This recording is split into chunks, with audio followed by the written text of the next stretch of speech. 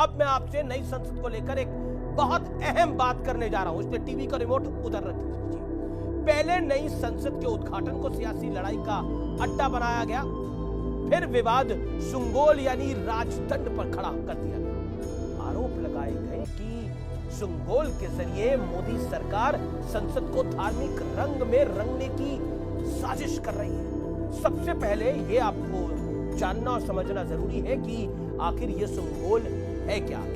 सुंगोल का संबंध महान चोल साम्राज्य से जुड़ा है। 21 चोल राजाओं ने 431 साल शासन किया।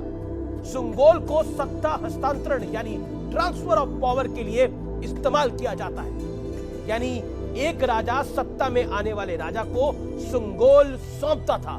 लेकिन अगस्त 1947 में भारत की आजादी का वक्त आ चुका था।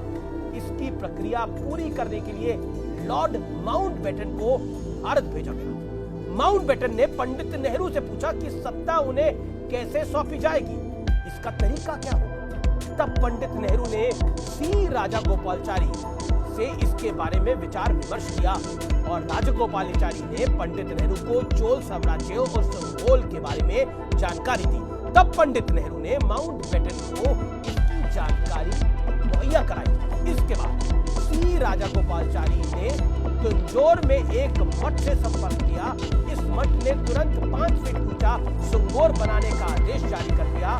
इसके ऊपर शिव के वाहन और द्वारपाल नंदी विराजमान है। नंदी को न्याय का प्रतीक माना जाता है। 10 दिन में करीब 15 कारीगरों ने मिलकर सुंगोल को तैयार किया।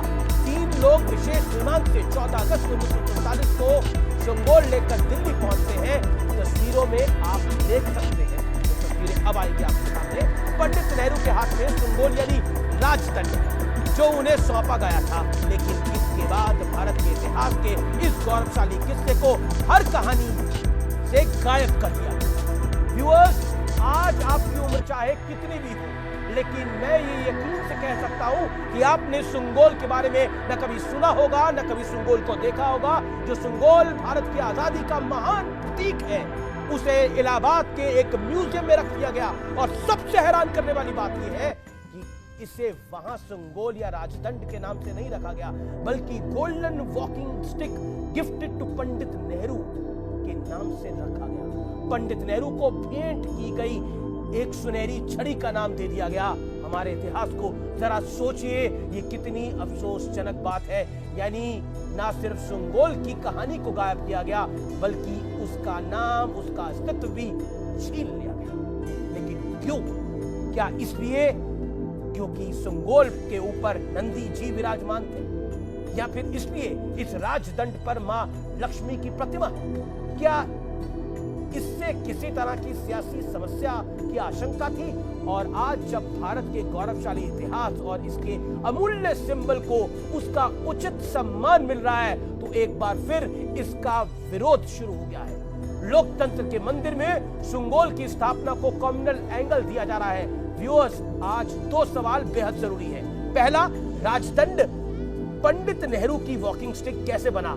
और जिस सुंगोल को नेहरू भूल गए थे, मोदी उसे ढूंढ लाए। क्या विपक्ष की असली परेशानी यही है? इसी मूल सवाल के साथ आज मैं के कार्यक्रम का मैं अंत करता हूं। सुंगोल भारत के गौरवशाली इतिहास का छोटा मोटा नहीं, बहुत बड़ा हिस्सा है। नमस्कार, धन्यवाद।